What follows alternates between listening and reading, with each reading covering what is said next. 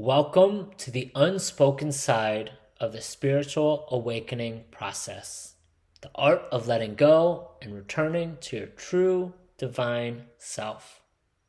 When I first started my spiritual awakening, life was good. I had lots of friends, everyone seemed to support my journey, there weren't many shadows triggered around me. I was reading lots of spiritual books, posting lots of inspirational content, and for years, I even started every single morning with an opening inspiration meeting and rituals for my entire salon and spa staff. And the support was abundant. But when I started to fully embody my light, my authenticity, my sovereignty, and truly shift my perspective by doing some serious spiritual healing and studying with a Norse shaman, everything changed.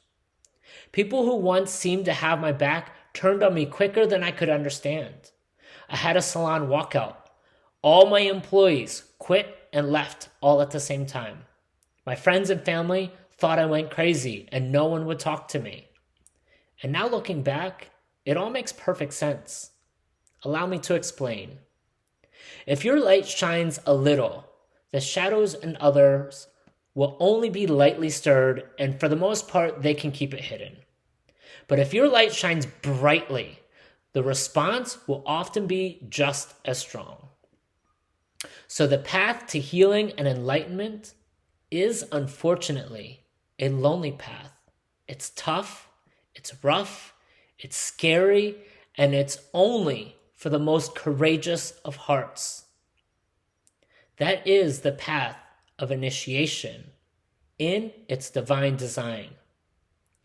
Now, this is one of the most painful legs of the awakening journey because the process of discovering, becoming, being, and embodying your true divine self, you somehow lose more people. You face fallouts and moments where you ask yourself, why is this happening? I've literally have done nothing wrong and my life is crumbling before me. And you're right. You have done absolutely nothing wrong. And your life is crumbling before you. In fact, you've probably done everything right. And it's the confines of your old life that are holding you back that are being undone. And even though you're doing everything right, it does not mean others will be able to meet you at your new frequency. Take a second to let this truly sink in, because so many people need to hear this. I needed this same reminder years ago on my own path.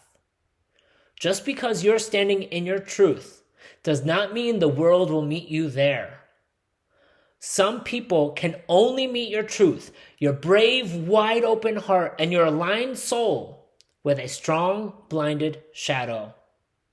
Especially when it comes to family. This is part of the intelligence and anatomy of the family soul. When someone transforms themselves and begins to expand their consciousness, thus expanding the consciousness of the family soul, someone in response will say, no, we don't do that. Or no, we don't do it like that. Or no, that's not how we do it. Which in itself is a response rooted in love. So there's no judgment here, just clarity. It's the same law that governs physics that also applies here for spiritual transformation. For every action, there is an equal and opposite reaction. Now, understanding this intellectually is one thing.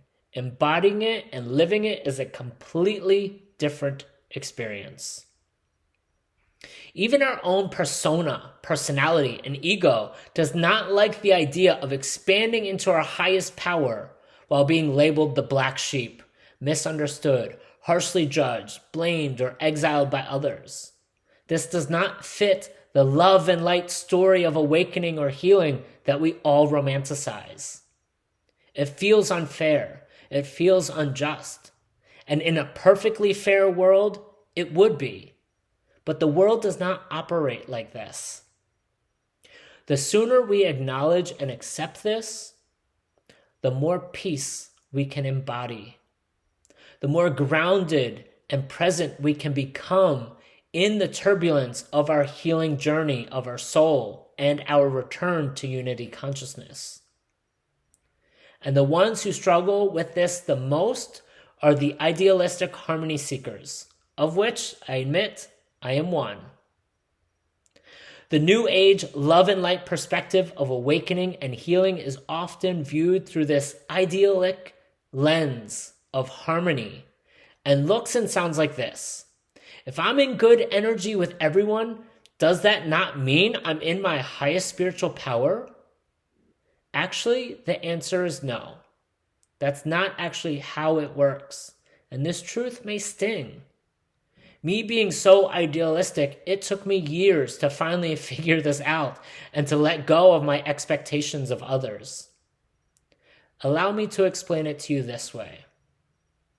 If you are in perfect harmony with absolutely everyone, it is likely means that you are disconnected from your power, meaning you're changing yourself for the comfort and acceptance of those around you. You're playing small and reassuring your ego with a spiritualized story. But this is fantasy. I know this is a harsh truth, but for those who know, you know exactly what I'm talking about. And for those who don't know yet, you're probably not watching this video, or you're not resonating with what I'm saying. Harmony is not measured by how comfortable others are with your divine embodiment and presence. It is measured by the harmony and inner peace and divine alignment within your own being and within all of your actions. And even though this is a continuous challenge that never becomes effortless, the more you focus on those who are available to receive your brightness of your light, the more beauty, abundance, and love you will experience and radiate from your soul. So stop spending your time and energy trying to meet those who cannot meet you.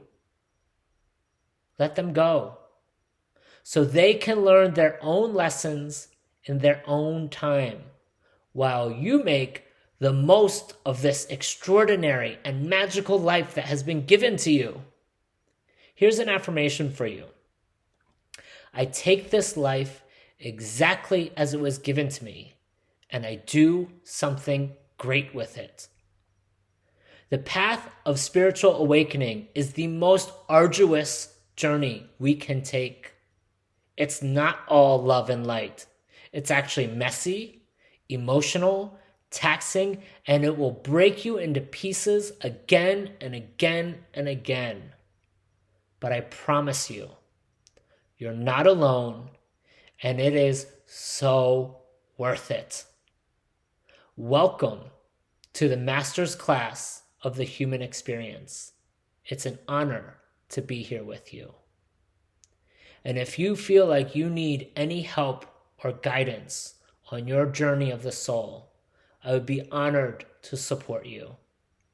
I hope you enjoyed this video on the unspoken side of the spiritual awakening path.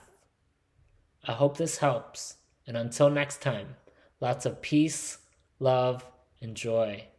Bye, guys.